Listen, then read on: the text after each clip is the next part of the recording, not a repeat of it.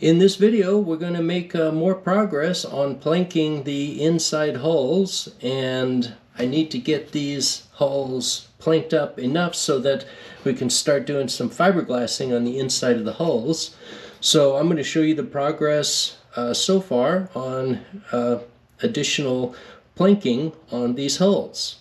All right, let's get started. Well, I thought that I would be able to, cut some of these boards and glue some at the same time and be cutting others to fit the hull all at the same time, kind of switching back and forth, and it just became too difficult to try to keep track, and I was afraid that I would end up messing things up. So I focused instead on just scarfing all of the remaining planks. So I have enough here to make 15 more boards that will eventually be about 21 feet long. So that should give plenty of extra room to adjust back and forth if needed, and to cut off any overhang when we need.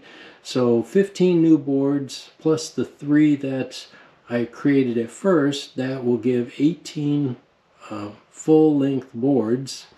So that will be enough for 9 on each side, and hopefully that will be enough. But if I need more, then I can always go out and get more. But I think focusing on just planning these out and getting these all cut and scarfed, and just making sure that I have a system in place to do this was more important to just get this one step done first. So now that they're all cut, I can start gluing some of them together. I want to get these planking boards to 21 feet long. I think that will give a little bit of extra room to work with, so I'm not worried about any particular board being just a little bit too short.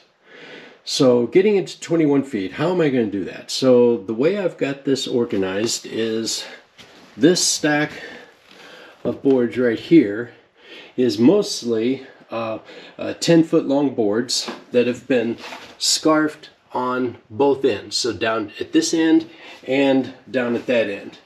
And you may not be able to see the scarf down there because down there the scarf is a different direction.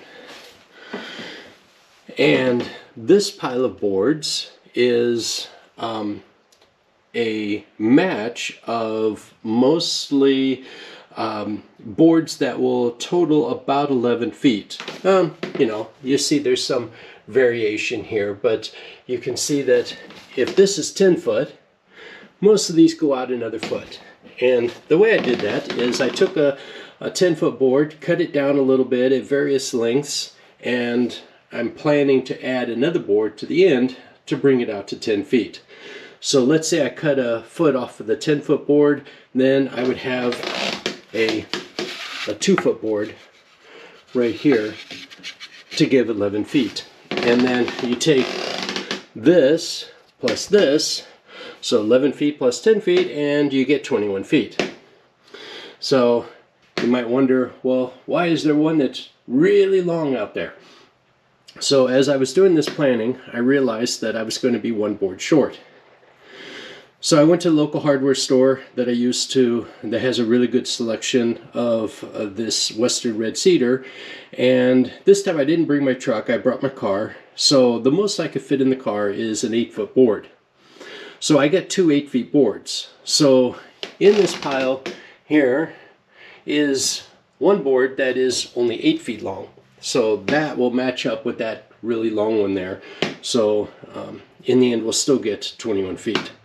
So what I've got here is 3 boards that I've started to clamp on this shorter board. So the way I'm going to do this is I'm going to take one of the boards from this pile, probably like a 9-foot or an 8-foot board or whatever it happens to be, together with the 10-foot board from this pile, and then the shorter board at the end. So that's why these boards are scarfed at both ends, because these longer boards are going to be in the middle. So that's the plan, and I really don't have a lot of room, especially with these clamps, to clamp on more than 3 at a time. So that's what I'm doing right now, is clamping on the shorter boards to start extending these out to 21 feet. And now that all those boards are planned out and I'm in the process of gluing them, I actually can work on something else at the same time. So this is the first board on what will be the port hull, and I want to get this marked off. So because we're not bending the board to fit the curve of the hull bottom, I need to mark off the curve on the board and then cut that curve out of the board. So to do that, what I'm thinking about is putting some spacers here which will match the thickness of the hull bottom, and then putting this board on top of these spacers, and once it's up there, use a pencil to come along this line and scribe the curve onto the inside of this board, and then later readjust that line to account for the thickness of the stringer, because I want the actual cut to be down here, not up here. So I'll first scribe the line along this part on the board and then lower that line down the same amount as the thickness of the stringer, and then that line here on this board is where I will cut, and that should then match the curve of the hull bottom. That's the plan. Let's see how well it works. Because of the angle of the inside hull side, this board won't fit all the way up against the stringer. So when I was marking this, I made 2 lines. One, I held the pencil at a bit of an angle to try to account for the thickness of the pencil. The lead is not at the very bottom of the pencil. And I made another line where I held the pencil flat. So that is the 2 lines that you see here. And then I drew the 2 lines just to see how accurate. The line that we really want is the lower line here.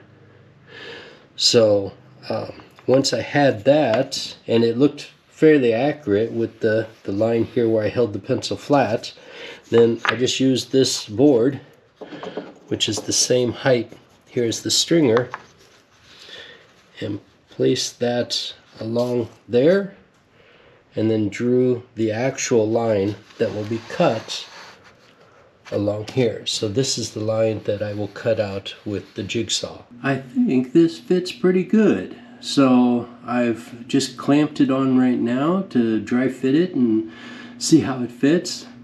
I still need to put an angle at the bottom of this board because there's an angle there where it meets the whole bottom, but the overall fit is pretty good. So I'm going to take this piece also and try to fit it on the other hull, and if it fits good on that hull as well, then I'll use this as a template to cut another one for the other hull so that I don't have to try to scribe a line like I did on this one. The piece that I cut out fits good on the other hull side as well. So instead of taking a board and scribing it, I'm going to take the cutout and lay it on top of another board, and you can see here I'm just tracing with the line, with the pencil line, I'm just tracing the outline. Now this board is already warped, and that's okay because I'm going to just be cutting it out, so I'll just cut the warp out as well, and I'll make another piece identical to the first one for the other hull side. With the board clamped to the workbench, this little electric planer does a really good job of beveling the edge so that it will fit in the angled gap or the groove formed by the hull bottom and the stringer. For right now, I'm just stacking up all of these 21-foot long boards here on this side of the hull because I'm gluing them together on the other side of the hull.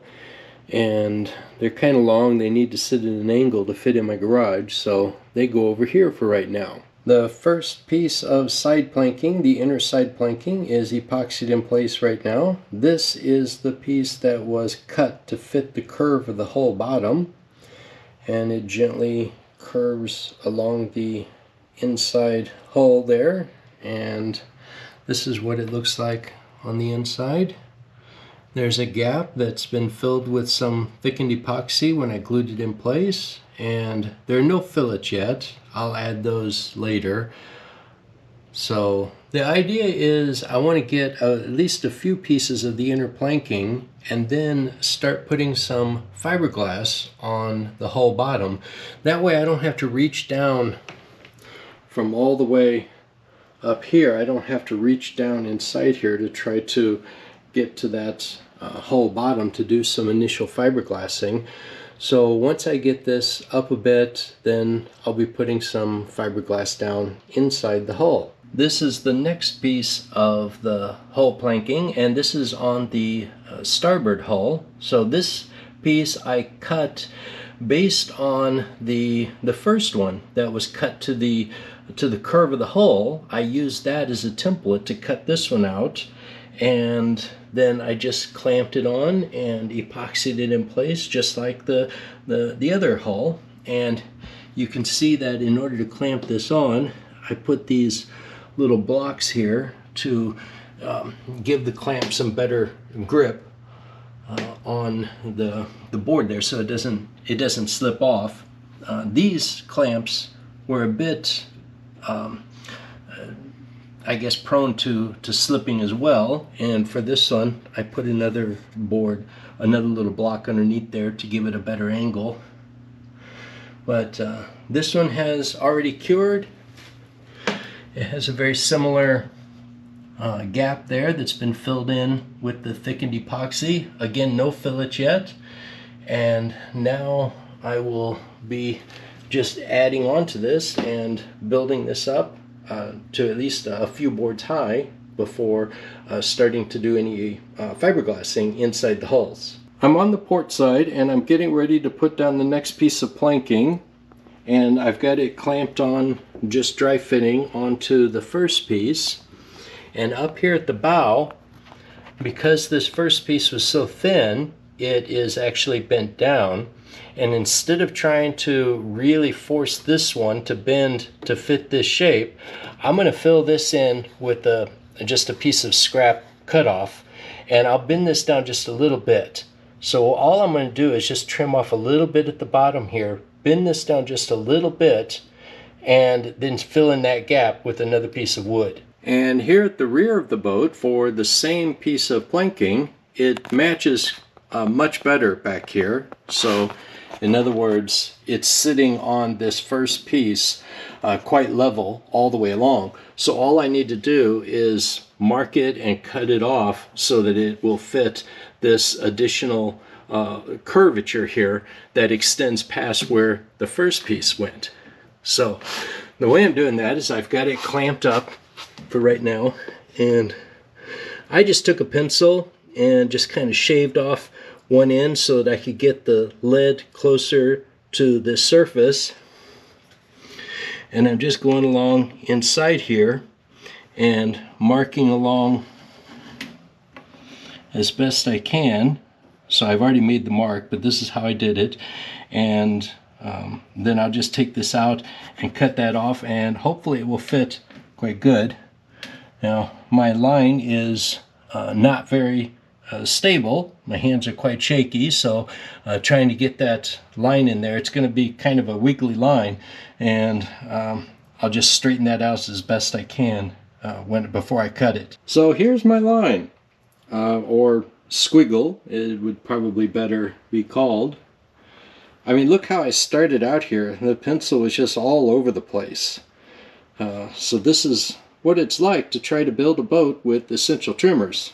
I mean, I can barely even sign my name sometimes, but I'll smooth this out before cutting it.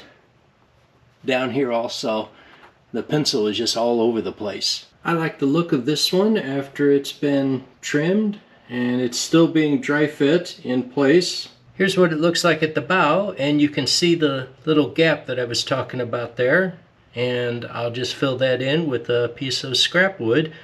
The planking is still sitting on the stringer for the most part.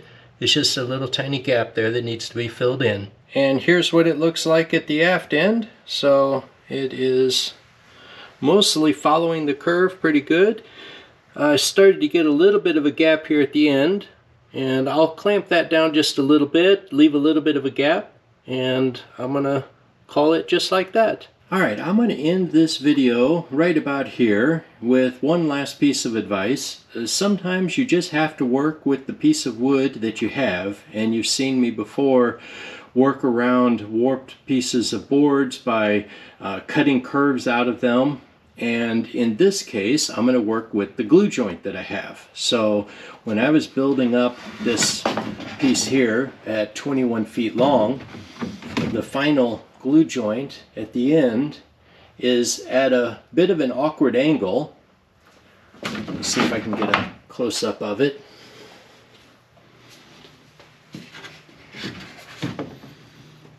So it wasn't done exactly the way I'd want it to be done, and if I was going to use this in another part of the hull, then I would probably have to either really sand that down and create a thin spot, or I'd have to cut that joint out and re-glue it. But I'm going to use this board on the other hull, on the starboard hull, for the same corresponding piece similar to this one. Because it's cut short, then I'm going to cut that entire glue joint off, and I won't even use that last part of the board at all. So this piece is the one that I'm going to choose to go on the other side of the on the other hull, just like this one. So alright, so with that, I think I will get this video posted for you to take a look at the progress. Oh, wait a minute, hold on, I was showing you the wrong one, I think. Yeah, here, this is the one. Maybe I was showing you the right one. But you can see that glue joint there is a weird angle, so this is the one that I'm going to use on the other hull side. Always double check your wood and make sure that you're using the piece that you want to be using. So alright, I guess that'll be all for this video. Bye.